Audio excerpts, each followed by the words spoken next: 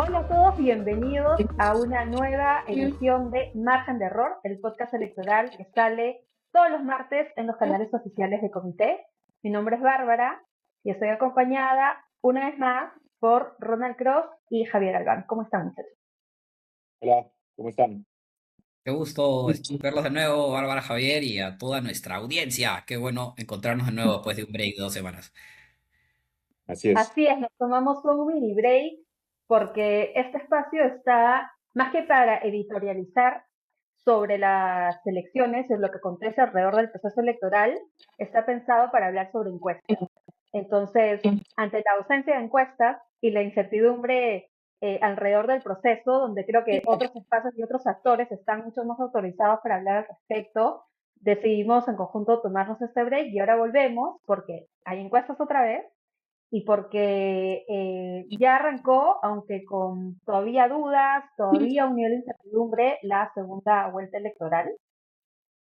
Nosotros creemos, para citar a la famosa frase de Ronald, que ya hemos visto lo suficiente y que quienes pasan a la segunda vuelta son Keiko Fujimori y Roberto Sánchez. Ujú. Hasta hace un rato la diferencia entre Roberto Sánchez y Rafael López Aliaga eran de unos 22.000 votos. La OMPE ya no tiene, me parece, actas por contabilizar. Hacia las 5 de la tarde había dos pendientes por alguna razón y luego Sí, pasó a una. Hoy lunes en la noche. sí, creo que hay Ujú. ahí una aclaración pertinente, Bárbara, que hacer, que es Sí. que el flujo es el siguiente. Cuando un acta va al JE, el Ujú. JE la evalúa, resuelve sobre la misma, se la devuelve a la OMPE y cuando la OMPE la recepciona va a figurar como pendiente hasta que sea poco después contabilizada. Por eso es que de vez en cuando, porque hay gente que me ha preguntado esto, pero a veces figuran actas pendientes y a veces sale cero. Sí, cuando figura cero es porque no tienen ningún acta en ese momento que digamos haya sido ya reingresada y esté pendiente de contabilizar. Conforme van entrando, pasan a pendientes por un corto plazo hasta que son contabilizadas. Sí, Pero por ya eso a no veces queda, uno entra. Ujú. y es importante aclarar eso, ya no hay ninguna acta que no haya sido en la elección presidencial. Ojo, estamos Sí, en la hablando elección de presidencial. presidencial, porque no ocurre lo mismo con el Senado ni con, me parece, la elección a diputados. En la elección presidencial no hay ni una sola acta que no haya sido al menos procesada una vez. Ujú. Hay muchas actas que han sido procesadas y enviadas al JE y no han sido contabilizadas, pero todas las actas, el 100% de las actas a nivel nacional ya han sido procesadas por la OMP. Ujú. Así es, por eso que a veces cuando uno entra en la mañana te salen dos actas pendientes y luego en la tarde uno y luego cero y luego otra vez tres y así, ¿no? Claro. Igual hay un número menor de actas que están en proceso de tener audiencia pública para hacer, para el reconteo de votos. A eso de las 5 de la tarde, según el dashboard del Jurado Nacional de Elecciones, aparecían unas 900 presidenciales. Ya se estaba avanzando con esto en los jurados electorales especiales y tomando toda esa información, aquí creemos que no hay vuelta atrás y que es Roberto Sánchez quien pasa a competir con Keiko Fujimori y no Rafael López Aliaga. Esta es Es una, una, una descripción de los hechos, ¿no? No, no sí, es un, no es que tengamos ninguna postura sobre eso. Simplemente no es nuestro deseo personal, sí, no, no, no, no es, no No, es, no. Yo no creo es una que expresión de voluntad es, personal. es ya una proyección firme, ¿no? Creo que ese es el lenguaje adecuado. Bueno, a la gente le gusta esta idea. A mí me gusta decir que he visto suficiente y ya se ha vuelto un poco un catchphrase, yo sé, de la gente que me sigue en Twitter. Aunque sí me gusta aclarar siempre que esa frase para mí es una especie de homenaje al I've seen enough famoso de Dave Wasserman, que es un claro. electoral estadounidense muy, muy conocido, mucho más conocido que yo, que fue el que se lo inventó porque de vez en cuando alguien me comenta, oye, pero eso es lo que dice Dave Wasserman. Lo que pasa es que he aprendido mucho siguiendo a Dave Wasserman y por eso utilizo la misma frase. Es Pero justo el tiempo. lo que queremos decir nosotros es, ya hay suficiente información para concluir, más allá de toda duda razonable, que Roberto Sánchez, cuando acabe el conteo, cuando todos los votos estén contados, Roberto Sánchez derrotará a Rafael López Aliaga y pasará a la segunda vuelta. no existe, no es reversible el resultado. Si bien todavía hay muchas actas observadas que revisar, no, la estadística no resiste simplemente una teoría donde Rafael López Aliaga saque un porcentaje totalmente desproporcionado de votos de esas actas observadas. Ya hemos visto suficientes actas observadas ser contabilizadas como para poder detectar patrones, como para poder confirmar que están en líneas generales siguiendo la suerte de lo principal, que era lo que había que esperar desde un primer comienzo, Ujú. y que por lo tanto Roberto Sánchez ha asegurado el segundo puesto y disputará la segunda vuelta con Keiko Fujimori. Y este año ha habido que esperar un poco más que en elecciones anteriores. Por lo apretado del margen, sí, por lo apretado del margen, y eso es importante. Hay diversas proyecciones sobre cómo quedará el margen final. Mi opinión personal, y esta es mi opinión personal, es que va a reducirse del punto en donde está ahora, probablemente alrededor de 15, 16 mil votos. Obviamente, debido a que esta es la primera vez que tenemos actas que están yendo a recuento formal de votos, porque esto nunca ha ocurrido. Normalmente cuando un acta tiene Ujú. errores aritméticos insuperables, se anula. Ahora no. Ahora lo que ocurre es que se abre el sobre con las cédulas y se recuentan las cédulas. Y estamos viendo cierta volatilidad en esos números. No hemos tenido este proceso antes, nunca hemos recontado mesas, o por lo menos no hace mucho tiempo. Y ahora sí estamos viendo que se mueven. A veces los resultados se mueven 1 o 2%. Quiero recalcar que se mueven en todas las direcciones sin un Ujú. patrón definido. Ningún candidato se está favoreciendo, perjudicando particularmente, es totalmente aleatorio. Lo que estamos viendo ahora más bien es la confirmación de lo que muchas veces se dijo hace 5 años, de que cuando hay errores en las actas es porque los miembros de mesa se equivocan. A ver, ustedes traten de sumar 36 valores manualmente y no cometan un error aritmético. No es 3 de la sencillo. mañana, además, ¿no? O sea, Después, porque así es, después de estar, así es, efectivamente. Entonces, eso es lo que estamos viendo y por esa volatilidad es que hay una posibilidad diferenciada de cálculos. Algunos creen que va a terminar un poco más apretado, otros más bien creen que Sánchez se va a mantener donde está. Dentro de los cálculos que yo mismo he hecho y he podido verificar de otros, creo que esto acabará alrededor de los 15, 16 mil votos. Pero eso todavía está abierto. Pero lo que está confirmado es que Sánchez va a terminar encima. yo quería comentar algo ahí muy breve, que es que nosotros hemos criticado en este podcast la decisión de mantener las cédulas y el reconteo de votos. De hecho, yo mantengo esa postura de que esto ha complicado la logística en formas que no ayudan a la confianza, pero al mismo tiempo creo que hay que reconocer que las dudas, el nivel de dudas que hubo alrededor de todo lo que ocurrió con los problemas logísticos de la OMP, eh, sí ayuda que puedan salvarse algunas de esas actas que de otra forma no hubieran podido, digamos, no se hubieran podido contar los votos, ¿no? Entonces, quizá al final puede haber sido, habrá que hacer la evaluación final si quieren más, más a cuidado, pero puede haber sido un costo que valió la pena dadas las circunstancias. Sí, Sí, yo de sí. acuerdo.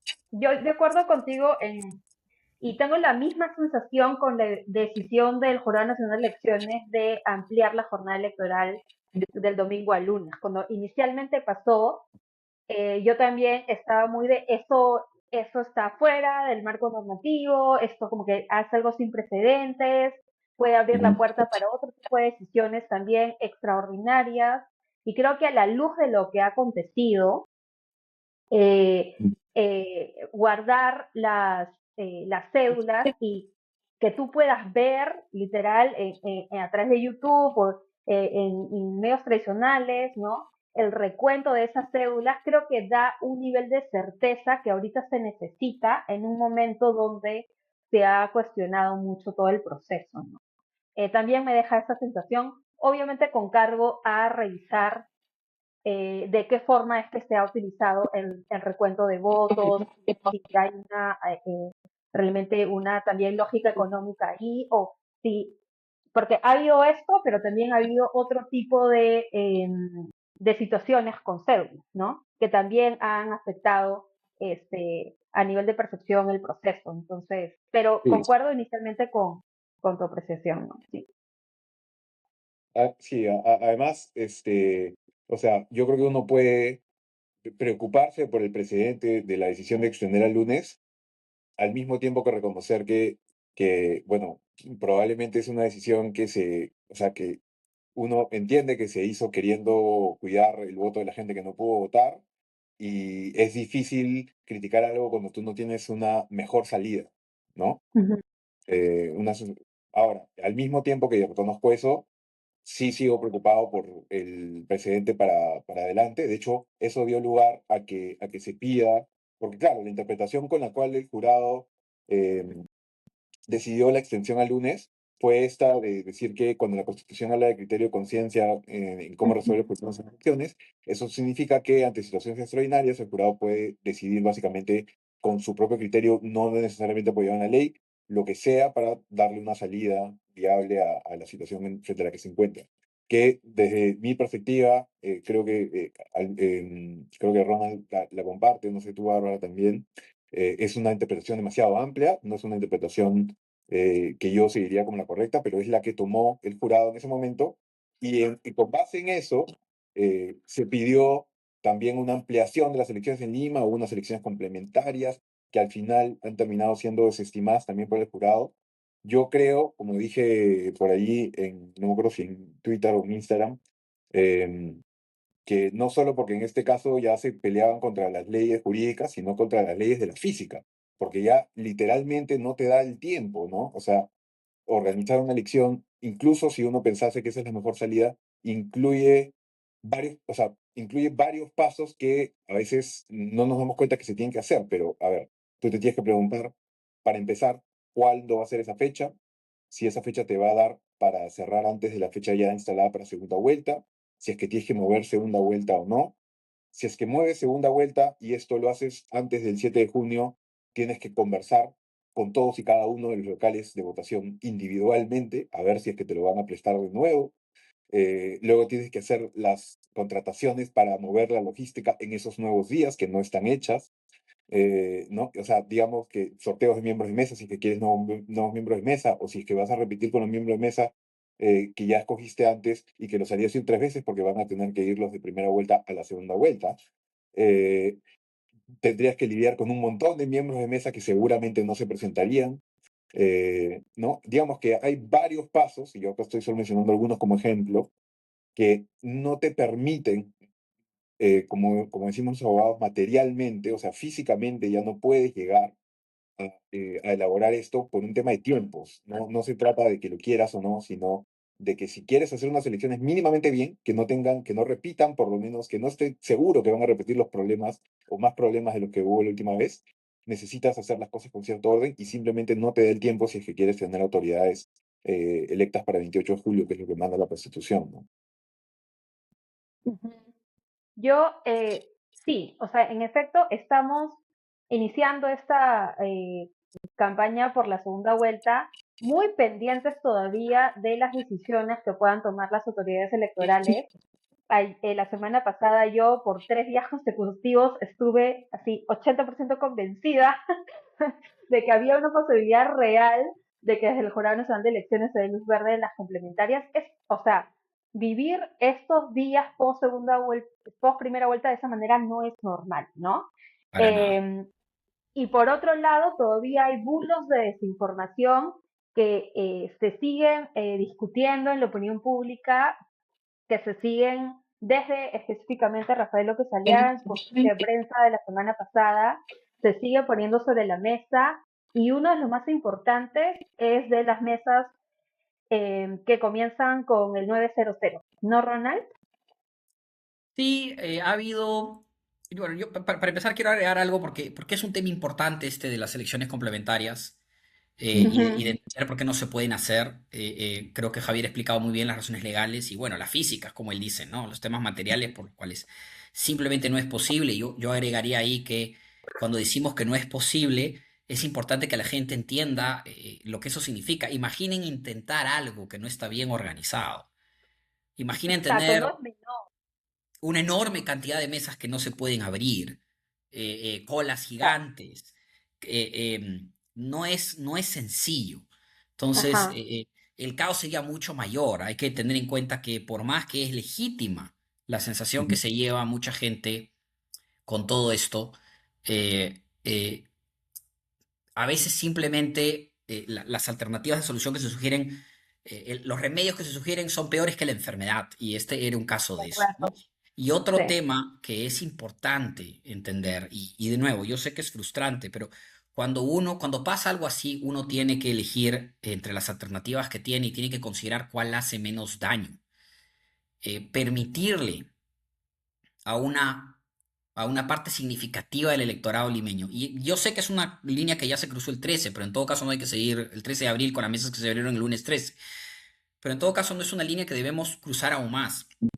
Permitirle a un sector del electorado ir a votar con un nivel de asimetría de información gigantesco. Permitirle ir a un sector electorado que sabe ya al 90 y pico por ciento el resultado de la elección, genera una desigualdad inherente gigante. Y en un país que ya claro. tiene tantos problemas de este tipo, creo que solo estaríamos contribuyendo a un ambiente de caos simplemente. Y es legítimo. Porque así como el votante limeño puede sentirse afectado de, mira, mi mesa no abre a tiempo, o tuve que votar el lunes, o incluso no pude ir a votar el lunes porque tenía que trabajar, y yo entiendo eso, pero también hay que pensar ya no en ese porcentaje, esa cantidad de miles de personas que se vieron afectadas, sino en los millones de personas que podrían decir, ¿a qué tal raza? Y yo sí tuve que ir a votar sin saber cómo iba a acabar quién, y ellos sí pueden. Y hay que considerar esos dos escenarios. No, no, no. Una verdadera democracia requiere un voto pues simultáneo, o por lo menos un voto donde todos tengamos Sí. una información simétrica sobre cuáles son los posibles resultados. Y no nos estamos Porque- inventando, es uno de los principios que están en la Ley Orgánica de Elecciones. O sea, en realidad se tiene que tomar en cuenta para evaluar la posibilidad de elecciones complementarias o no. Tiene un sentido, digamos. ¿Por qué todos vamos a votar al mismo tiempo en la misma función? ok, sí, de acuerdo, de acuerdo. Sobre estos últimos temas, sobre la primera vuelta, como mencionabas, Bárbara, todavía queda la resaca un poco de todo lo que ha ocurrido y pululan pues por redes sociales muchas teorías que tratan de abonar a la idea de que hay un fraude, de que hay irregularidades que, que, que hacen sospechar de mala fe. Yo quiero recalcar, y sé que hablo por los tres, porque hemos peinado los tres ampliamente resultados electorales. No existe ninguna evidencia de fraude en esta elección. Lo que tenemos sí es pues un comportamiento, o más que un comportamiento, una performance inadecuada de la OMPE en la organización logística del proceso en Lima que ha tenido un impacto real, pero no hay ninguna evidencia, ni, por lo menos por ahora, ni en el desempeño de funciones de la OMPE a nivel general, ni tampoco en los resultados mismos de fraude. Los resultados que tenemos son coherentes, consistentes entre sí, están en línea con lo que las encuestas en líneas generales decían o hacían sospechar. Eh, los números de ausentismo, de participación electoral, los porcentajes de voto obtenidos por los diferentes candidatos en diferentes regiones cuentan una historia coherente, y por lo tanto no hay nada que a mí, y estoy seguro que ustedes tampoco, haga sospechar de fraude, simplemente. Yo sé que hay bulos corriendo, yo sé que hay teorías que corren. Una de estas, como decías, es de las mesas que tienen código 900, que empiezan con códigos 900, que han habido una serie de cadenas de que estas mesas difieren en forma muy significativa con los resultados de los distritos donde están ubicadas. Brevemente quiero explicar que las mesas de código 900 son mesas ubicadas en centros poblados a lo largo y ancho del país. Es, ¿Por qué es que estas mesas tienen una correlación diferente a la de los distritos en las que están ubicadas? Porque los centros poblados usualmente son zonas donde vive una cantidad pequeña de personas. Si van a notar que en los diferentes centros de votación de centros poblados suelen haber un puñado de mesas, a veces solamente una. Eh, Ocurren cuando tienes distritos geográficamente extensos con baja densidad poblacional, y hay centros poblados que simplemente están físicamente lejos de las áreas urbanas o las áreas de alta o de mediana, en todo caso, concentración de población que hay en el distrito, ¿no? Entonces, la OMPE abre durante procesos electorales, porque no son oficinas permanentes, durante procesos electorales abre oficinas temporales en centros poblados y instala mesas ahí para que la gente que vive en centros poblados pues no tenga que desplazarse muy lejos del lugar donde vive para ir a votar. para también poder capacitar a los miembros de mesa, porque la población que vive en este tipo de centros poblados naturalmente suele ser gente de bajos recursos económicos, suele ser gente que requiere Ujú. de trabajar continuamente, no puede interrumpir su trabajo. Por ejemplo, si sales sorteado para ser miembro de mesa, no te va a ser fácil desplazarte digamos, la capital de distrito o la zona urbana, porque te va a tomar Ujú. mucho tiempo para capacitarte. Entonces, la OMPE tiene esta facilidad en estos centros poblados de instalar oficinas temporales y instalar mesas temporales durante la votación, tanto para capacitar a los miembros de mesa, para orientar a la población y para que la población pueda votar en su mismo centro poblado y no se tenga que trasladar. Y estos centros poblados existen a lo largo y ancho del país. No es que Y existen, desde 2006. y existen Desde... hace mucho tiempo, como bien dices, Javier. Este tipo Ujú. de numeración y de categorización existe hace más de 20 años. No es algo nuevo.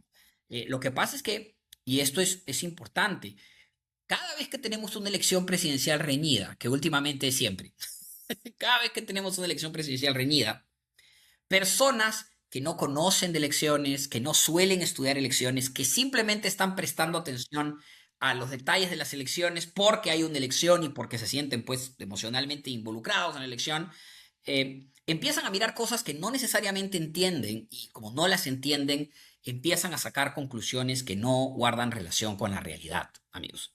¿Ok? Traten de obtener su información de gente que estudia elecciones recurrentemente, de gente que conoce el mapa electoral del Perú, de gente que conoce el sistema electoral peruano. Tratar de obtener información de gente de a la que nunca escuchas hablar de elecciones y que solo te habla de elecciones una vez cada 5 años, esa persona lo más probable es que no esté en posición de orientarte sobre qué es lo que está ocurriendo. O de cuentas anónimas que se han creado en marzo o abril. Así es. Con el solo propósito de tratar de buscarle tres pies al gato. Entonces, estas mesas de centros poblados tienen resultados que difieren muchas veces del centro del distrito. Sí. ¿Por qué? Porque tienes un candidato en particular, que es Roberto Sánchez, que consistentemente a lo largo y ancho del mapa del Perú ha obtenido mejores resultados en zonas rurales, en zonas donde la población de nivel socioeconómico bajo representa un porcentaje mayor de la población. Y es natural que en esas zonas performe mejor que, digamos, en capitales de distrito, o en zonas de mayor densidad poblacional o en zonas urbanas más grandes. Bueno, Eso ujú. es ¿Tienes, natural. Y de nuevo, tienes ahora el mapa de Diego Jesús? sí, sería bueno que De, lo proyectes, Bárbara, no para sé. que la gente pueda ver que estos centros poblados con código 900 cubren prácticamente todo el ancho del país. Eh, y de nuevo, se está diciendo en redes cosas que son inexactas. Se está hablando de que no, en un distrito donde Sánchez saca, qué sé yo, pues no 20%, aquí hay un centro poblado donde saca 100%, ¿no? Y cuando uno ve los resultados de estas mesas, y yo los he revisado ampliamente, amigos, eh, si bien es verdad que en estos centros poblacionales tiende a performar, no siempre, pero tiende a performar mejor que en el distrito como un todo, las brechas son más pequeñas de lo que todos estos bulos están diciendo. Muchas veces estos bulos y estas malas interpretaciones se generan, por ejemplo, porque la gente utiliza votos válidos para comparar una mesa con otra, o una región con otra, o el resultado de la mesa con el de todo el distrito. Ya de ahí estamos empezando mal. Les hemos dicho consistentemente aquí en Margen de Error, no se hacen comparaciones en función de votos válidos, porque los votos nulos y en blanco no están homogéneamente distribuidos. Hay lugares donde hay muchos más votos nulos y en blanco que otros. Entonces, lógico, si tú ves en un centro poblado que tienes muchos votos nulos y en blanco, porque ahí naturalmente muchas veces vota gente que no sigue el proceso electoral de cerca o no tiene o no siente, no quiere votar por un candidato o se equivoca en votar por último, vemos que en estas mesas muchas veces hay más votos nulos en blanco, entonces eso va a inflar artificialmente los votos válidos. Pero si comparamos votos emitidos con votos emitidos, vamos a ver que muchas veces estas mesas en centros poblados pues tienen 5, 6, 8, 10% más de margen que el promedio del distrito y esto es razonable. Es razonable que a Roberto Sánchez le vaya mejor en estas zonas exurbanas, en Ujú. estas zonas remotas de los distritos donde estos centros están ubicados, que en el centro del distrito. Este es un patrón que se repite a lo largo y ancho del país. Si vamos, como mencionaba hoy día en Twitter, obviamente en una mesa que está ubicada bien, bien arriba y en Cajamarquilla, casi en el límite con Guarochirí, le va a ir mejor a Roberto Sánchez que en una mesa pues en Santa Anita, amigos, en una mesa en Santa Clara, ¿no? que en una zona muchísimo más urbana. Y no hay Claro. nada de raro en esto. Y solo quería mencionar eso porque es algo que he estado girando mucho por Twitter. No hay carne en esto, amigos. Es gente, Ujú. seguramente en muchos casos bien intencionada, mirando data que no entiende. Y tampoco es verdad que todas han favorecido a Sánchez, No, ¿no? Hay varias hay mesas que... donde tiene incluso menos votos, ¿no? Y Mm, cuidado con los titulares grandilocuentes, ¿no? He sacado 100% y luego uno va y busca el acta y en el acta hay 21 votos. Y de los 21 claro. votos, 7 son nulos, la tercera parte, y saca Sí, 14 votos, que es básicamente pues un caserío, una familia, ¿no? Todos pues quisieron votar por Sánchez, no es tan inusual, ¿no? Entonces cuidado con mirar, con utilizar porcentajes para valores nominales muy pequeños. Los porcentajes se claro. utilizan para entender números nominales grandes, no para hacer diferenciaciones cuando los números nominales son muy pequeños, ¿no? Sacar un voto más si yo tengo un lugar donde votan dos personas, decir que si saco en un lugar dos votos y en otro uno, 50% más, ahí hay ahí hay una desviación estadística. No, pues amigos, es un voto más simplemente, ¿no? Sí. Ahí ya estamos viendo, ya está proyectando Bárbara el mapa. Para los que estén en Spotify pueden buscar, o los que estén escuchando en Spotify pueden buscarlo en Twitter, un mapa, 4 mapas que ha publicado Diego Jesús en una sola imagen de cómo han ido creciendo estas mesas Ujú. de esta numeración desde la elección del 2006 Y es hasta la bueno del que 2010. crezca.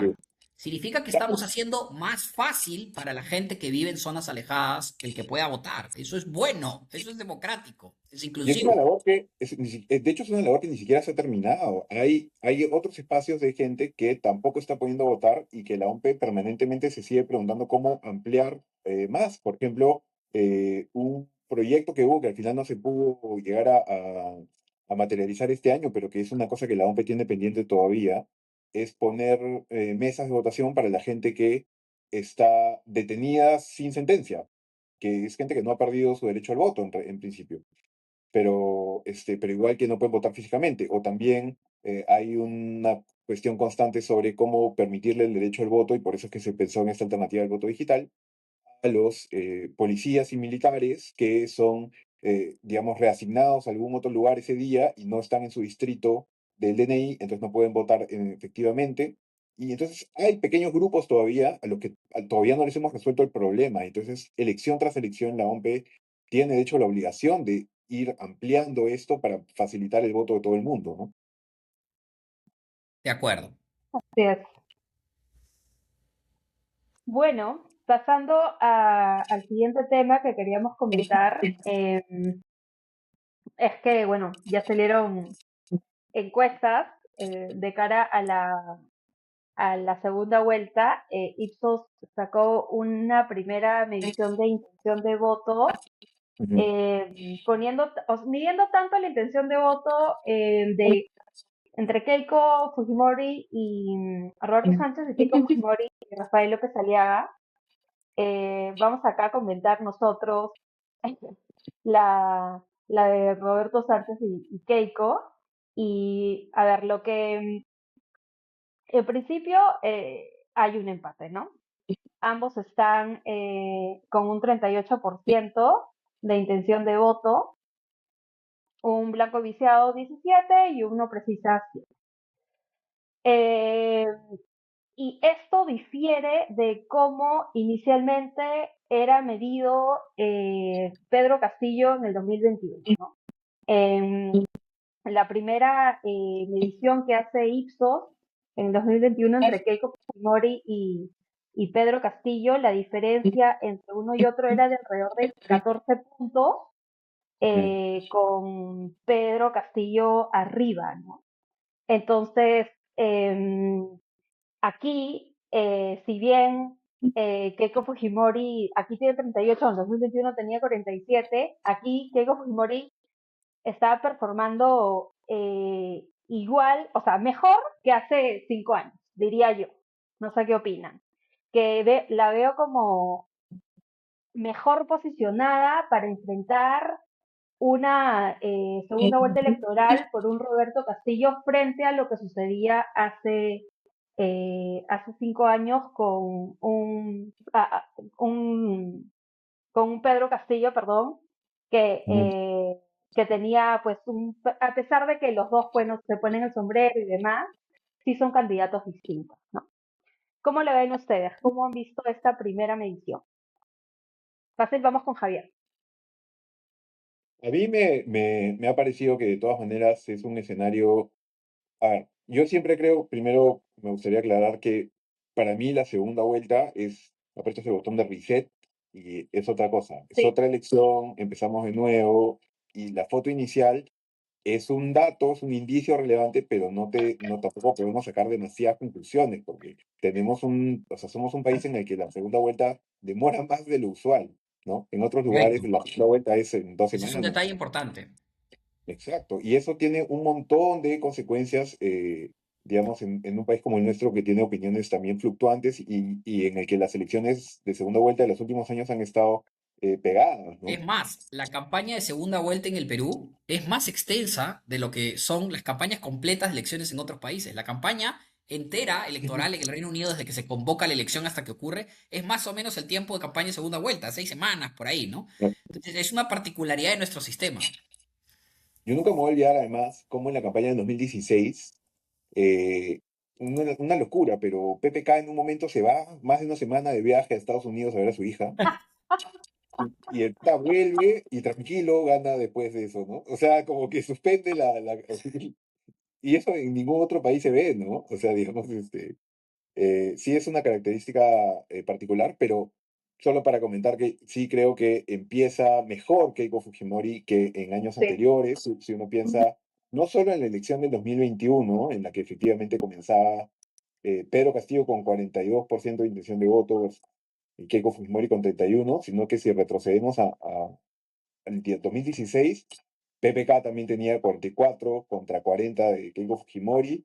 Si retrocedemos al 2011, aquí Ipsos por alguna razón lo midió como votos válidos, y entonces daba 53 o mal, como 40 Debe contra haber sido un 46. simulacro. Sí, probablemente lo hizo como simulacro, pero en todo caso lo presenta así, pero estaba Humala unos puntos por arriba de Keiko Fujimori. Y en el 2006 la campaña la inició ganando Alan García contra Ollanta Humala y al final sí efectivamente gana Alan García, ¿no? Entonces como usualmente el que empieza ganando ha ganado y Keiko Fujimori ha empezado perdiendo normalmente. Ahora empieza empatada y entonces Ajá. justamente parece que empezamos con una segunda vuelta más abierta del usual. Eso es lo que comentaría por ahora. ¿Cómo la ves tú, Ronald? Eh, yo creo que mi impresión es que mientras más retrocedemos en el tiempo, menos relevante resulta lo que estamos viendo en cuanto a qué tan predictivo o explicativo es de lo que estamos viendo ahora, ¿no? Entonces ya Mm. tomar los datos del 2006 de hace 20 años era otro país, ¿no? En el 2006 Ollanta ganó en Lima, por ejemplo, ¿no? Eh, creo que Roberto Sánchez en Lima me parece que ha sacado 3%, 2 puntos. Era otro nivel de fragmentación también. Así es, ¿no? Entonces era otro mundo. Creo que Creo que lo que todos podemos estar de acuerdo es que de las 4 chances ya con esta que Keiko Fujimori ha tenido de disputar una segunda vuelta, este es su mejor comienzo y es quizás, Ujú. esta es la oportunidad. eh, no sé si diría que es la mejor oportunidad que tiene, porque creo que en el 2016 salió la primera vuelta con casi 40%, si Mm. bien, si bien con una oposición bastante férrea, porque obviamente tenías a PPK con 20 y a los votantes de Verónica Mendoza, que su vasta mayoría a votar contra Keiko, un porcentaje muy alto también. Eh, pero creo que hoy a partir de 40 es una ventaja especial. Realmente lo que ocurrió en el 2016 tiene que seguramente dolerle hasta el día de hoy a Keiko Fujimori, pero sin duda parte en mejor posición que el 2021, parte en mejor posición que el 2011. Y creo que eso es algo que, considerando dónde estábamos hace un año, es, hay que decirlo, bastante impresionante en cuanto a capacidad en cuanto a competencia política, si se quiere, o capacidad de llevar una campaña de parte del Fujimorismo, ¿no? Hay que darles crédito de que han sabido posicionarse bien en esta campaña y llegar a un escenario segunda vuelta con una muy buena viabilidad, a pesar de que el antivoto de Keiko Fujimori a lo largo de los últimos años ha sido bastante intenso y bastante alto, ¿no? lo ha logrado reducir a niveles mucho más manejables, a niveles que le da una chance de ganar. Creo que le ha tocado el rival más idóneo posible en cuanto a sus chances de ganar. No, no estamos hablando de lo que es bueno o malo para el país, estamos hablando de en términos estrictamente políticos y electorales. Creo que este es el rival que hubiera elegido para efectos de maximizar sus probabilidades de ganar. Eh, Hemos visto en el otro escenario, como ya dijimos, nosotros pensamos que ya está descartado el escenario de una segunda vuelta entre Keiko y López Aliaga, pero bueno, Ipsos lo midió igual y podemos ver cómo López Aliaga sí tenía una ventaja sobre Keiko de 3 puntos en ese otro escenario, ¿no? De me parece que 34 contra 31. Entonces podemos ver Sí. ahí un poco ratificada esa idea de que yo creo que esta es la segunda vuelta que Keiko hubiera querido pelear, ¿no? Sánchez parte no solamente sin una ventaja, sino también parte, si vemos la composición del voto, sin bolsones evidentes de dónde crecer más que Keiko, ¿no? Porque uno está acostumbrado a ver estas encuestas y ver, ah, bueno, sí, pero hay más votos indecisos en las zonas rurales o hay más votos indecisos en el sur y el centro del país y no vemos eso en esta encuesta. Todo está bastante parejo a nivel nacional. Entonces es un empate bastante puro. Añadiría también, Eh, si queremos hablar de eso, de que las encuestas solo reflejan la situación en Lima. Y, perdón, disculpen, en el país. O sea, las encuestas solo miden, nivel a esta nacional. altura, solo miden resultados en el territorio nacional. Y creo que es casi una certeza que en el extranjero, entre los votos de los peruanos en el extranjero, Keiko va a arrasar simplemente con Roberto Sánchez. Tranquilamente va a sacar probablemente medio punto, un punto más ahí, entonces eso le da una ventaja adicional en un escenario donde está empatada en territorio nacional. El voto extranjero es siempre la última esperanza de todo candidato con base limeña.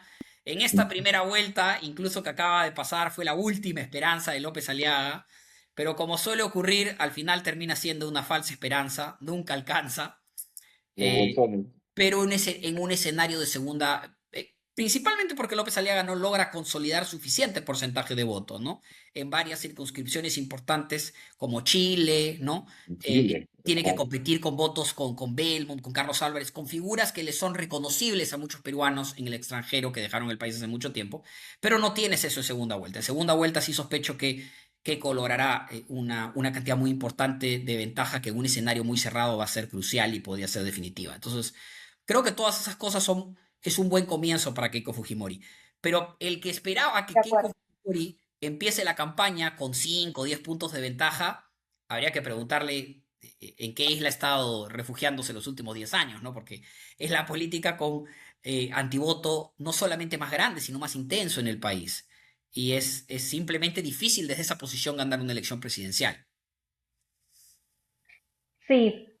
Otra curiosidad, en realidad, respecto a esta medición que hace Ipsos entre López Aliaga y Keiko Fujimori, es este 27% de blanco y viciado, que es 10 puntos más respecto a la medición entre Roberto Sánchez y Keiko, que da cuenta de que en una segunda vuelta, que no creemos que suceda entre Rafael y Keiko, pues sí había un electorado que no tenía para dónde ir. En cambio, en esta segunda vuelta que vamos a vivir entre Keiko y Roberto Sánchez, sí es más dicotómico el asunto en el sentido de que eh, es menor la gente que le va a costar más alinearse a alguno de los dos candidatos. Aquí entra el no precisa y el blanco viciado entre Rafael y Keiko, pues suma un 35%, que es alto en una medición de segunda vuelta donde todo, solo tienes dos opciones y la gente está forzada a elegir entre esas dos, ¿no? Claro, refleja un Eh, escenario donde ha pasado pues un candidato que de alguna manera está más identificado con la izquierda y otro con la derecha, a diferencia de un escenario donde pasan dos opciones de derecha, lo que deja pues a la izquierda en el país desubicada con respecto a con quién votar, ¿no? Ujú. Y el otro, digamos, elemento sobre la mesa de discusión, de análisis para ver cómo iniciamos esta segunda vuelta es cómo se va moviendo el antivoto.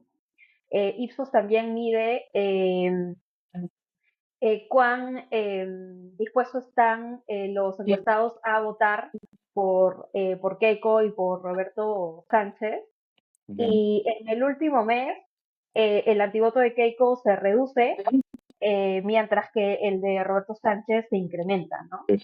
Aquí pasamos de un 59 a un 48% en el caso de Keiko, de las personas que definitivamente no votarían por ella, mientras que en el caso de Roberto Sánchez se pasa de un 39 a un 43%. Entonces es un comportamiento opuesto en los antivotos entre ambos. Eh, y yo creo que en parte está vinculado a lo que decía Ronald hace un ratito, ¿no? Hay un votante de Rafael alineado a la derecha que pues no pasa por su cabeza votar por Sánchez y le va a Keiko, entonces ese definitivamente no voy a votar por ella, cuando tu candidato ya no está en la cédula, pues es más fácil alinearte al fujimorismo, mientras que creo que en Roberto Sánchez, no sé si, no sé qué opinan, yo creo que Roberto Sánchez, si bien fue alguien del que hablamos desde el primer episodio de Margen de Error, siento que mucha gente no tenía en su cabeza la posibilidad real de que pase, ¿no? Otra vez, en esa competencia de Minions, había mucha incertidumbre de quién iba a pasar con Keiko Fujimori, y pues en Ujú. las últimas 2 semanas, semana y media antes del 12 de abril, entraba candidato, entraba un nombre, estaba mejor posicionado, luego bajaba, y luego entraba otro nombre mejor posicionado y bajaba, y así hemos estado hablando de varios. Entonces creo que en este escenario donde ya es Roberto Sánchez el que muy probablemente vaya a segunda vuelta, ahí, pues, ahí creo que la gente se toma más en serio la pregunta de cuál es tu actitud ante su candidatura, ¿no? Y me da la impresión de que esto es por la razón por la cual sube. No sube tanto tampoco el 39 a 43, pero sube. No sé cómo la ven ustedes. Acá ya opera de lo que habla siempre Carlos Meléndez con los anticandidatos, ¿no? Esto, o sea, acá la gente en realidad está votando un anti, entonces repiensas tu definitivamente no votaría por. Y Ujú. yo creo que son porcentajes relevantes, más allá de que haya subido poco lo de Sánchez, porque el antivoto de Castillo al inicio, en la última elección, bueno, también es verdad que no era tan conocido, era 33% recién. Y, o sea, frente a los 40 y pico que ahora tiene Sánchez, y Keiko Fujimori tenía en la primera encuesta de segunda vuelta del 2021 55% de antivoto, ¿no? Definitivamente no votaría por, versus el 48% actual. Entonces también está menor que lo que era en 2021 Keiko Fujimori. Entonces, por ese lado también arranca mejor que otras veces. Sí. ¿Cuánto tenía de antivoto Pedro Castillo en la primera encuesta de Ipsos, Javier? ¿Te acuerdas? 33%. Ah, bastante bajo, ¿no? Sí, sí, Pero también es verdad que recién lo están No era conociendo, ¿no? Porque conocido, claro, todavía, claro. claro. todavía está en final. Claro, eso fue un fenómeno que ocurrió entonces. Eh, Una de las dificultades de Roberto Sánchez es que el gobierno de Pedro Castillo ya ocurrió, ya todos lo vimos, ¿no? claro. Entonces hay opinión más formada respecto de eso. Ujú. Yo te agregaría que una dinámica interesante que estamos viendo ahora es eh, lo que ha pasado con Rafael López Aliaga. Esta tensión, este margen muy apretado, no sé si lo mencionamos antes, pero esta es el récord histórico en cuanto a mínimo margen entre contendientes por segundo y tercer lugar. Ha superado y va a superar claramente la diferencia que hubo en su momento en el 2006 entre Lourdes Flores Nano y Alan García. Iba a ser, Roberto Sánchez va a pasar por el mínimo margen histórico a segunda vuelta en cuanto a diferencia con el tercer lugar. Y obviamente en las circunstancias controversiales en las que ha ocurrido, en medio de lo que todos estamos de acuerdo es una performance inadecuada de la OMP, inepta en cuanto a manejo logístico en Lima, que ha tenido un impacto. Si bien, nuevamente lo decimos y lo seguiremos diciendo porque es importante, si bien no hay mala fe, si bien no hay fraude, ha tenido un impacto y eso ha dejado un sinsabor. Obviamente, Rafael López Aliaga está haciendo pues toda una protesta y eso probablemente está también teniendo un impacto en algunos votantes de Rafael López Aliaga que cuando se les pregunta hipotéticamente por una segunda vuelta entre Roberto Sánchez y Keiko Fujimori, quizás estén diciendo, no, voy a votar en nulo, no quiero responder o no precisa, ¿no? Porque todavía hay una digestión emocional que hacer, es pronto en ese sentido. Eh, Estos dos son candidatos, tanto Roberto Sánchez como Keiko Fujimori, son candidatos que despiertan no solamente una oposición, sino una oposición muy intensa en otros votantes. Y creo que va a tomar tiempo, como dice Javier, la peculiaridad de nuestro sistema, de que la segunda vuelta es bastante espaciada de la primera, va a llevar a que las personas pues, puedan digerir emocionalmente lo que ha pasado en primera vuelta y sin ser en su posición, ¿no? Eh, y ese es un fenómeno importante. Ahora mismo tenemos, y otro escenario, perdón, es que hay que tomar en cuenta y por otra razón para tomar con pinzas estos números. Todavía, si bien nosotros aquí, y creo que las personas que están más informadas y conocen más sobre procesos electorales, ya tenemos esta convicción de que está consumado esto, de que la segunda vuelta va a ser indefectiblemente entre Roberto Sánchez y Keiko Fujimori, la narrativa mediática nacional sigue pintando un escenario incierto y para muchas personas sigue siendo un escenario incierto quién va a pasar la segunda vuelta. Es más, las encuestadoras están presentando ambos escenarios. Y eso creo que también puede afectar un poco la manera en que parte el electorado de la segunda vuelta. Sigue siendo hasta cierto punto un hipotético. No un Es, hipotético como era hace 3, 4 semanas, porque no es tan remoto, pero sigue siendo un hipotético. Yo quisiera volver a ver una encuesta cuando ya esté consolidada la narrativa de, ok, son Keiko y Roberto Sánchez, ¿no? A ver si una eso vez que puede... se proclamen Sí. resultados.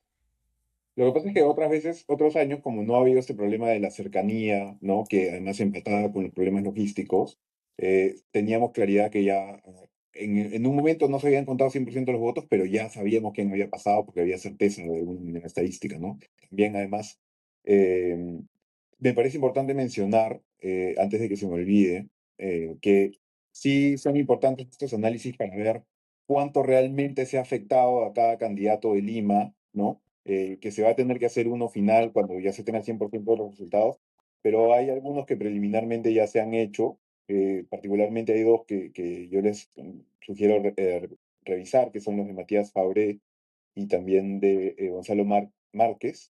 Ujú. ¿No? Los pueden encontrar ambos, se los han publicado en Twitter y ambos llegan a la conclusión de que hay una afectación efectiva a López Aliaga, además de otros candidatos de Lima, pero que no llegaría incluso en su proyección más alta a cambiar el orden del segundo y tercer lugar.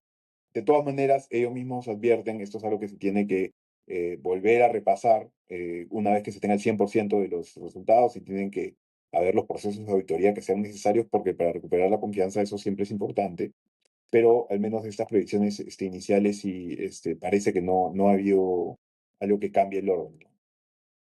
Sí, yo creo que eso lo podemos ver todavía como un pendiente, ¿no? Una vez que en efecto tengamos resultados oficiales al 100%, se va a poder determinar con mayor precisión Ujú.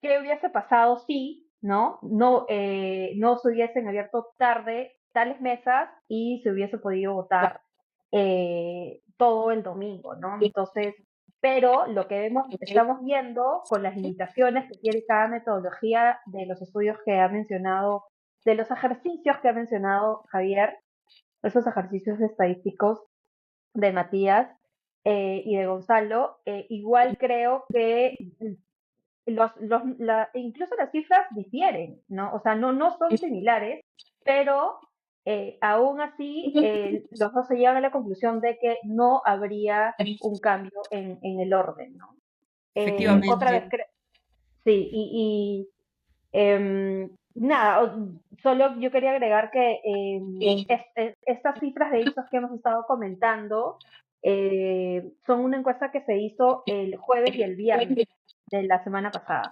Entonces, del jueves a hoy día, incluso la certidumbre que nosotros tres tenemos sobre la segunda vuelta también ha cambiado, ¿no? Entonces, fácil una siguiente medición y la subsiguiente de intención de voto de la segunda vuelta va a tener más cuerpo en cuanto a reflejar mejor cuál va a ser la intención de voto real que vamos a ver en sí, la segunda vuelta del 7 de es- junio. estoy de acuerdo. También es que es un solo estudio, ¿no? Y un poco que tenemos que esperar. Sé que IEP ha estado en campo, seguramente para la República. Quizás mañana o en estos días veamos el resultado que ellos obtengan. Em, yo mencionaría sobre lo que acabas de decir, Bárbara, sobre los cálculos que ha hecho Matthew Rojas, Matías Fraure. También entiendo que hay uno de Gonzalo Márquez, como mencionó Javier, y la metodología me parece adecuada. eh, y no tengo, agradezco más bien el esfuerzo que han hecho ambos por tratar de proyectar un resultado, a diferencia de otras proyecciones que la verdad han estado construidas sobre premisas cerradas. En muchos casos, esas proyecciones sí son bastante serias y bien hechas. Matías Rojas creo que incluso está haciendo simulaciones Monte Carlo sobre la base de los resultados para añadir un grado de Entonces, volatilidad mayor, ¿no? Y en absolutamente todos los resultados, Sánchez sigue igual arriba. Yo igual quisiera agregar que son cálculos preliminares sobre la base de información que es incompleta porque Exacto. todavía hay un nivel de volatilidad y de incertidumbre en las actas no contabilizadas que no conocemos. Ajá. Y las mediciones del impacto en las mesas que no abrieron también, creo que con el tiempo, cuando nos tomemos el tiempo de hacerlo, podríamos considerar otros matices que esos cálculos no consideran, ¿no? Por ejemplo, si la noción pensemos en familias que no votan en la misma mesa, ¿no? Familias que no votan en la misma mesa, pero que deciden, no, mira, vamos a salir, vamos a ir todos juntos a votar, pero vamos primero, recién, oye, mi mesa todavía no ha abierto, mejor salimos más tarde cuando me confirmen que mi mesa ya abrió. ¿Qué efecto esto podría tener tenido en otras mesas que quizás funcionaron con normalidad? No sé si me explico claro. y Sí, que de alguna manera están en la zona de impacto, si quieres, de esto. No creo que todo el impacto esté únicamente en las mesas que abrieron tarde. Eh, de nuevo, seguramente será marginal, todo va a depender del margen final de votos, pero creo que es importante en situaciones como esta ser intelectualmente honestos sobre el nivel de Sí. incertidumbre que tenemos. No va a ser posible tener cálculos finos, finales, hasta que tengamos la información completa y el tiempo de suficiente acuerdo. para definir la metodología correcta, peinar adecuadamente la información, someterla a escrutinio, tener un trabajo pues peer-reviewed, como se dice en lenguaje académico. Recién ahí Ujú. sabremos el impacto real. Y es importante ser honestos sobre eso. Creo que se lo debemos a los votantes afectados, no solo de Rafael López Aliaga, también de Jorge Nieto, y no solo de la elección presidencial, sino también de las elecciones al Congreso, donde hay márgenes muy pequeños y podrían haber cambiado no solamente curules en Lima Metro con respecto a qué partido le corresponden, sino incluso el orden de los votos preferenciales dentro de esos partidos, ¿no? Ahorita Es plausible que el hay candidato varios peleando, ¿no? esté. Voto a voto. Así es, hay mesas, hay algunos curules en Lima Metro que los candidatos del Partido del Buen Gobierno se están peleando entre ellos, ¿no? Voto a voto, y quién sabe si ese impacto en ese ausentismo hubiera cambiado el orden, y uno hubiera entrado al Congreso y el otro no. Y creo que a ellos también les debemos Mm. el ser muy meticulosos en medir el impacto real de esto y tomarnos el tiempo realmente, ¿no? Ujú. A nadie le gusta escuchar, mira, te podría haber cambiado el resultado, no lo sabemos. A nadie le gusta escuchar, pero es lo que estamos en posición de decir ahora. Lo que estamos en Ahora. posición de decir ahora es, lo más probable es que no, los cálculos preliminares sugieren que no, pero necesitamos mirarlo más a fondo. Y creo que es importante hacer esas calificaciones. Yo sé Ujú. que hay una premura de parte, y la siento en el ambiente, la siento en redes sociales, la siento en boca de gente que respeto mucho, y que entiendo lo está haciendo en un ánimo de defensa de la institucionalidad en el Perú, en un ánimo de defender la independencia de las instituciones electorales en medio del clima político que vivimos, y que existe Ujú. una premura, una prisa, decir, no, no, no hubiera cambiado el resultado siempre iba a ser así. Y me preocupa que en esa premura, en esa buena intención de proteger la independencia de la OMPE, la autonomía del Jurado Nacional de Elecciones, estemos ya cayendo un poquito en el terreno de la deshonestidad intelectual, siendo excesivamente asertivos en cuanto a la certidumbre que tenemos de algo que aún se tiene que estudiar mejor. Además, yo creo que Sí, igual algo que siempre va a ser necesario luego de una situación como la que hemos vivido ahora, es que haya el mayor nivel de escrutinio posterior a todas las auditorías que tú quieras abiertas, digamos, ¿no? Se tiene que hacer ese trabajo especialmente, que además no se llevó a hacer del todo bien en el 2021, con Eso iba a decir. menos problemas logísticos de los que hubo esta vez en lugares donde es más difícil explicarlos, ¿no? Digamos, la OPE siempre tiene problemas logísticos en zonas en las que es geográficamente más difícil, pero este año también sumaron otras circunstancias que al final también van a tener que terminar de investigarse al fondo, ¿no? El propio jefe de la OMPE cuando renuncia, bueno, ahora ex jefe de la OMPE cuando renuncia, comenta en su carta que hay situaciones que él mismo le voy a explicar, que le parecían inexplicables, ¿no? Y para, digamos, un organismo con funcionarios que ya habían realizado estos procesos antes. Entonces, definitivamente hay cosas que tienen que terminar de entenderse ahí, como ya había dicho antes también, sobre todo pensando en que si no entendemos esto bien a fondo, no vamos a poder evitar que vuelva a pasar a futuro, que debe ser lo que más nos preocupa, ¿no? ¿Sabes qué? A mí me gustaría realmente que sea la OMPE, que es algo que no hizo en el 2021, sea la OMPE que es su área de estudios, qué sé yo, que realmente con la información oficial que ellos mismos tienen, hagan ese ejercicio y rindan cuentas a la ciudadanía y digan, mira, esto nos pasó porque todavía no sabemos cuál fue el meollo del asunto de lo que pasó, ¿no? Ahí hay una investigación que todavía tiene que esclarecer muchas cosas, pero hablando específicamente de la afectación, ¿no? Y cómo esa afectación se traduce en los votos que pudo tener tal o cual candidato, eso me parece que es algo que, si bien se está haciendo de forma independiente, podríamos hacer con nuestras propias limitaciones el mismo ejercicio una vez que tengamos el 100% de los resultados Ronald, Javier y yo, de todas maneras lo vamos a intentar, ¿no? No va a ser peer review, pero también vamos a estar ahí crunchando los números, pero sí sería bueno que la OMP eh, lo haga este ejercicio de una forma un poco más oficial y rinda cuentas y diga, mira, esto pasó y esto es lo que creemos que se habría podido traducir en votos y este es el resultado. Ujú. Pero bueno, ahí la dejo.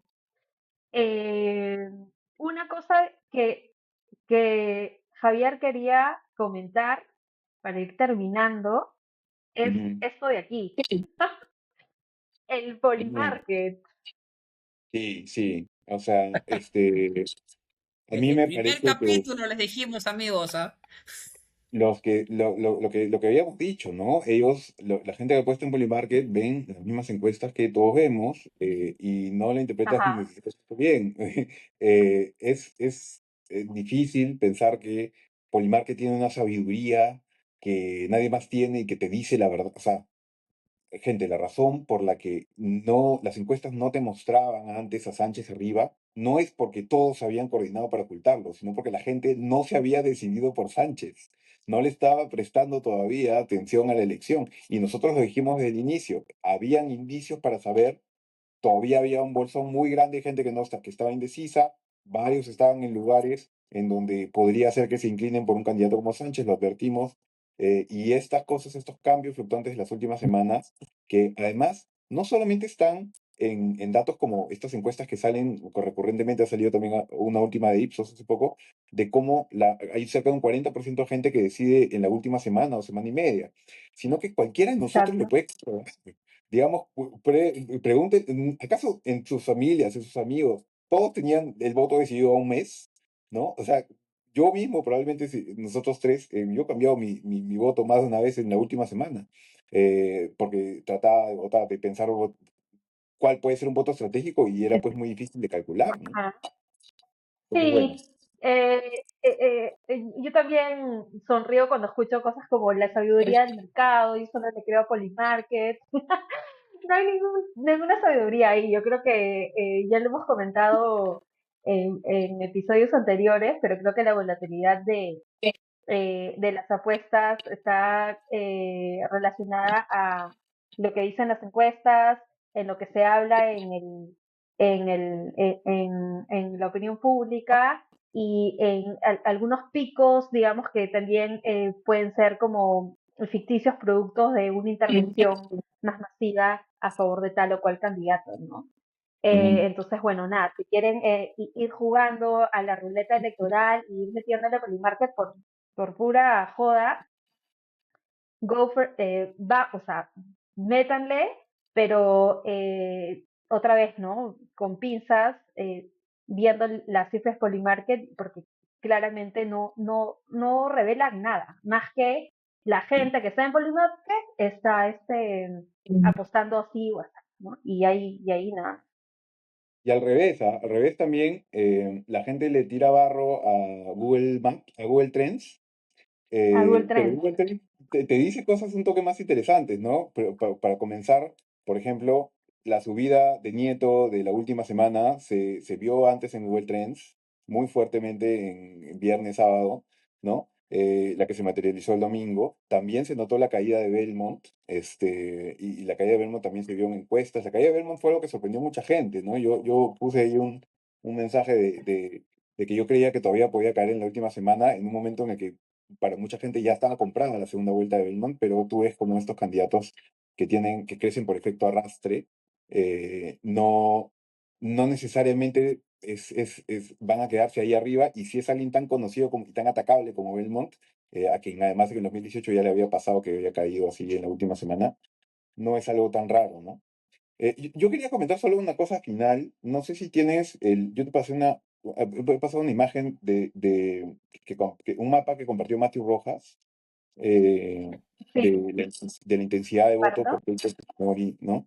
No sé si lo puedes proyectar. Yo creo que una cosa que Sí, me parece que está una forma. pasando y que no pasó en el 2021 es que cuando tú tienes un electorado, ¿no? Normalmente, digamos, si tú pones el electorado en una proyección de izquierda a derecha, hay poca gente de la izquierda, o sea, poca gente de la extrema izquierda, poca gente de la extrema derecha, y la mayoría de gente está en el centro, ¿no? Si uno busca estos ejercicios cuando se han hecho a través de encuestas en Perú en diferentes años, siempre se encuentra una distribución similar. La distribución es así también en otros países. Y si tú tienes un candidato, si tú tienes una competencia de dos candidatos, ¿no? Y uno se posiciona más o menos aquí, o sea, digamos que cerca de un extremo, y el otro se posiciona más bien, digamos que el primero se posicionó cerca de la extrema izquierda y el segundo se posiciona más bien en la centro derecha. Allí, naturalmente, quien tiene más opción de ganar es el candidato de la centro derecha, porque hay más gente que está más cercana a su posición. Y eso va a incentivar a que de centro izquierda se mueva un poco hacia el centro, y así el otro de nuevo se va a ver incentivado a moverse más hacia el centro. Y esto es una cosa que se denomina en ciencia política el teorema del votante mediano, pero que básicamente te sugiere que Bastante. cuando tienes una competencia de dos candidatos, hay un fuerte incentivo para que ambos vayan hacia el centro. 2021 fue raro porque no hicieron eso mucho los dos candidatos, ¿no? Quedaron en sus extremos. Sí.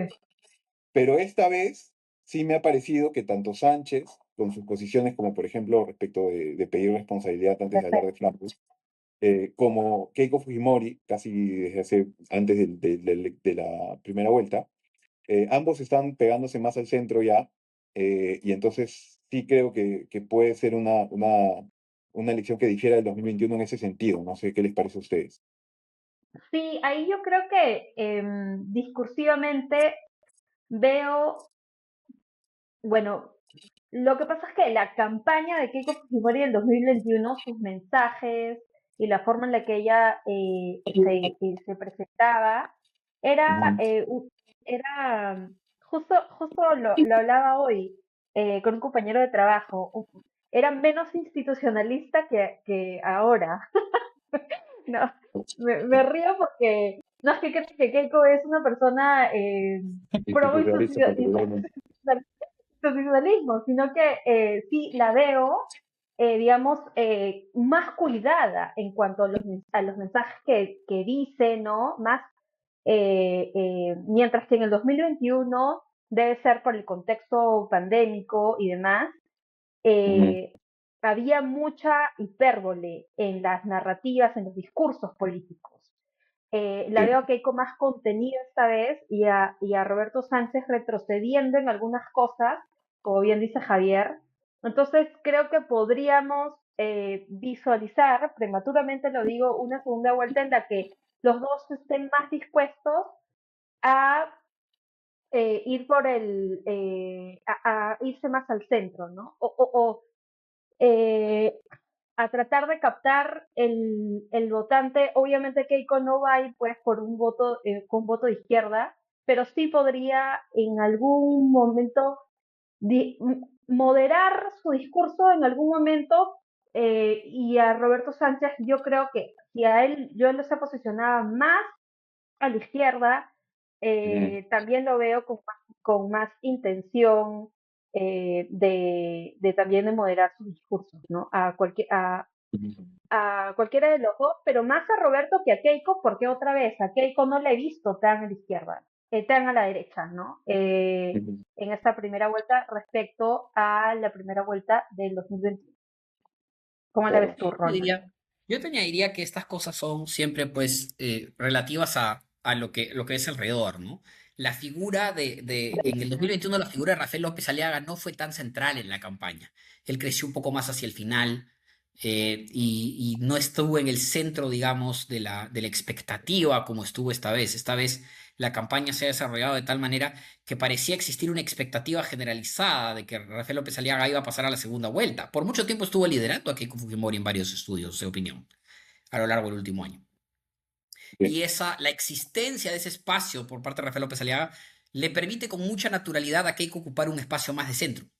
Que Ujú, tenías eso necesariamente en la Luca. elección anterior. Es más, en la elección anterior no existía una bancada de Renovación Popular. No existía una alcaldía de Renovación Popular. Entonces, Keiko era percibida como la derecha, ¿no? Y todo lo que Ajá. existiera en la derecha alrededor de ella era percibido como de centro derecha a comparación de ella.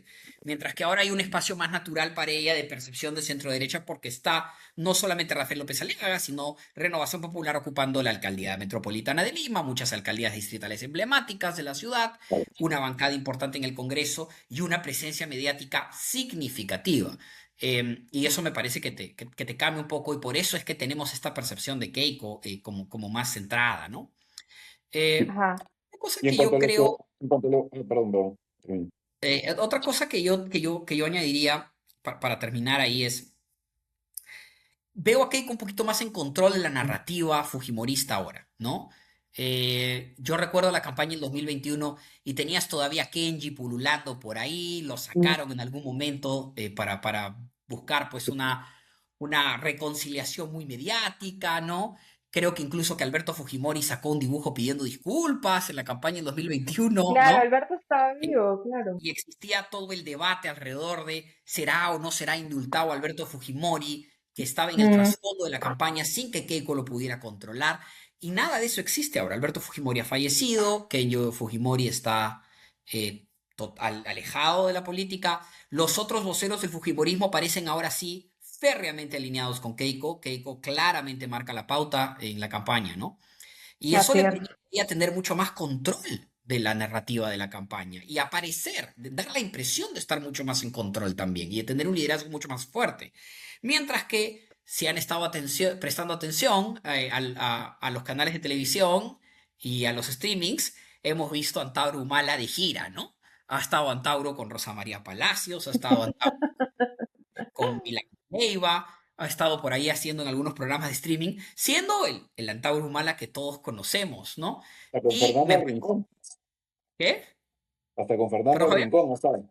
también, siendo el Antauro Humala que todos conocemos, que estoy seguro, o dudo mucho en todo caso, que le genere mucho placer a Roberto Sánchez. Y más bien da la impresión del otro lado de que Roberto Sánchez no tiene el nivel de control para poder dirigir él su campaña. Ayer hubo una entrevista de Hernando Ceballos también en Enfrentados, en donde Hernando Ceballos dio a entender, como que no entiendo cómo alguien va de vocero de un partido y dice, bueno, no sé quién está en el equipo económico, ¿no? Entonces, te da la sensación un poquito de caos y de que no hay control y de mensajes contradictorios. Por un lado, Antauro proclama su protagonismo, más allá de que dice que no necesariamente va a comprar función pública, claramente se posiciona como un vocero de esa alternativa.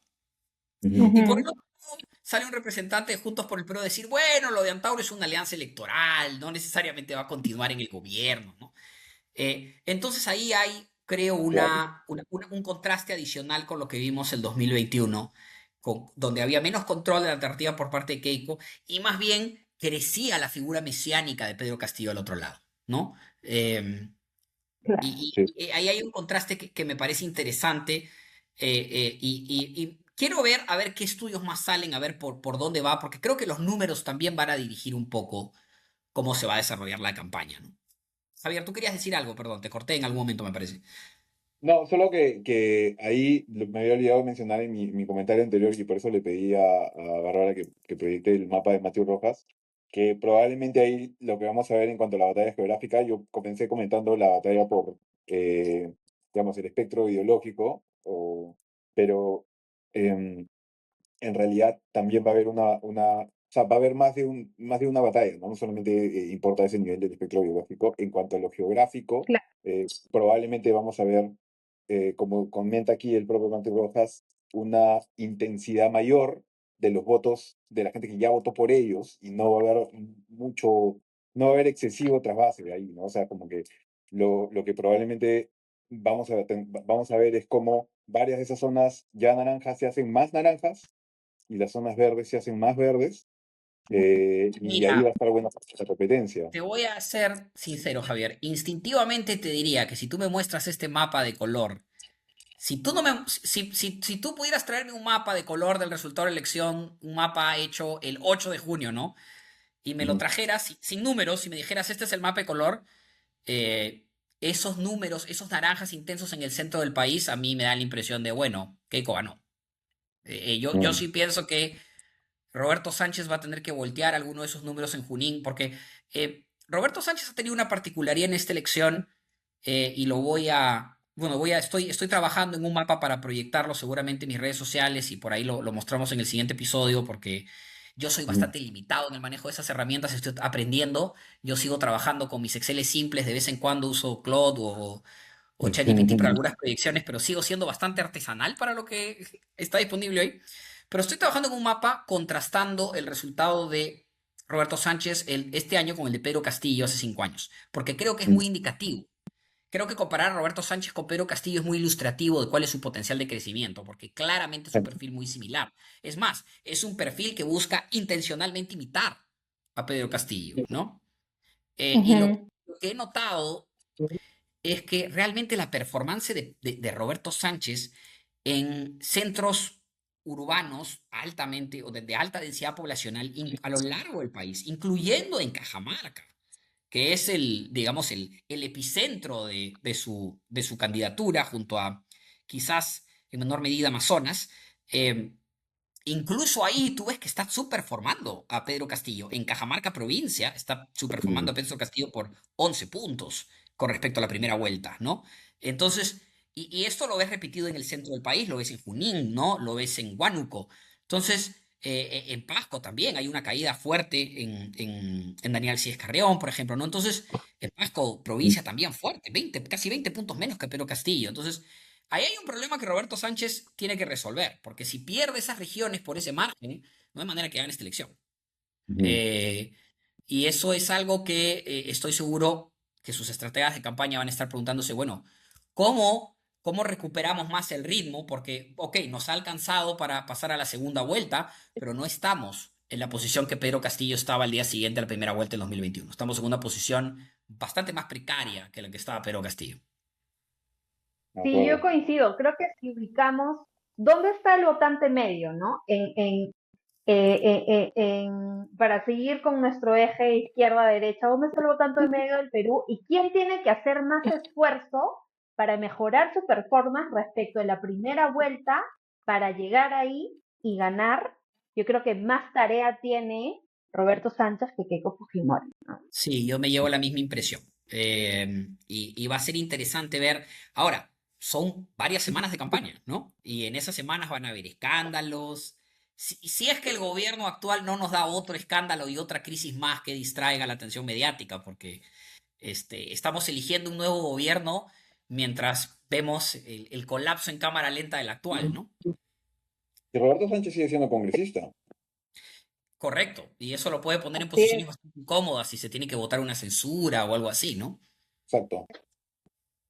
así es. ¿Y Aparte cómo tiene, no le ujú, gustaría, a Keiko Fujimori nada le gustaría más que poder enfatizar, el rol de Roberto Sánchez como congresista en esta campaña en segunda vuelta, ¿no? Que la gente tenga esa visual de Roberto Sánchez en el Congreso debatiendo y votando proyectos de ley, ¿no?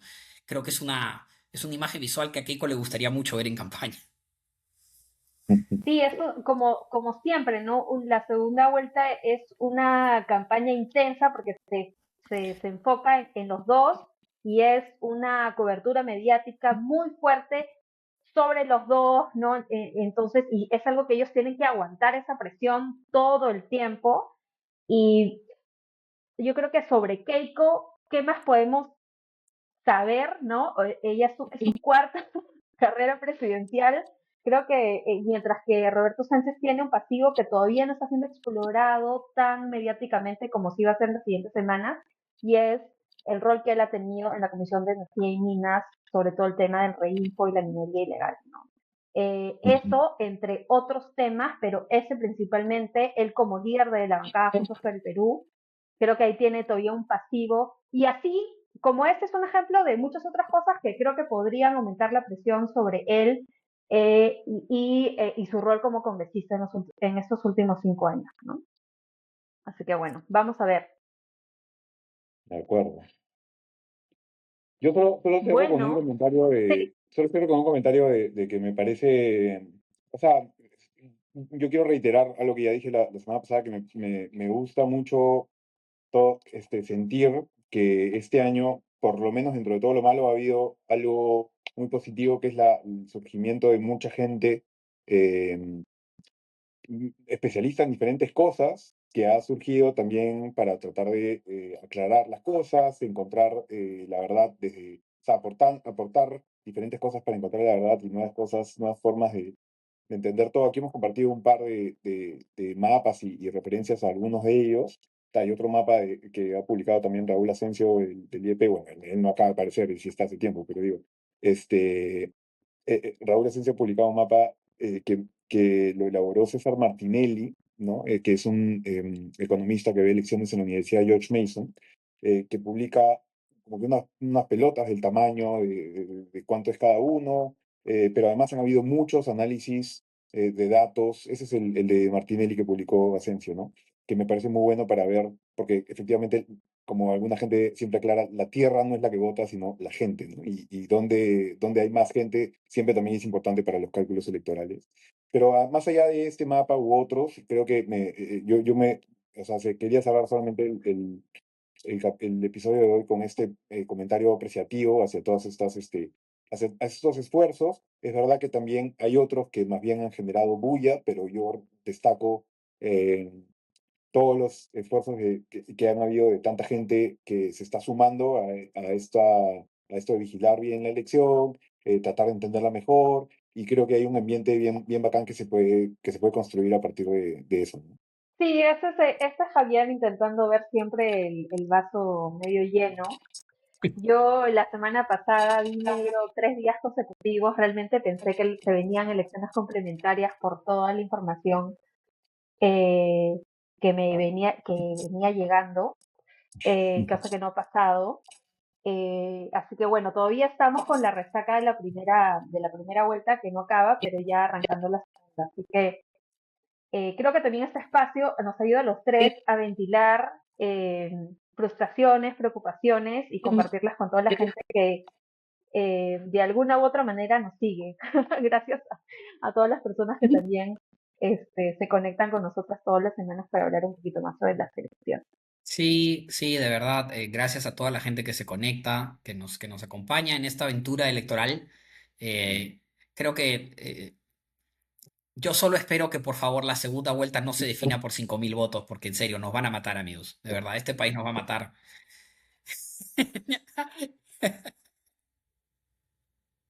No aguanta, no Sí, yo, aguanta. sí, sí, sí, creo que se viene, vamos a ver, yo creo que se viene una elección, una segunda vuelta eh, aburrida no va a ser. Así que aquí vamos a estar los tres cada semana. Nuestro compromiso es estar aquí con ustedes hasta el 7 de junio.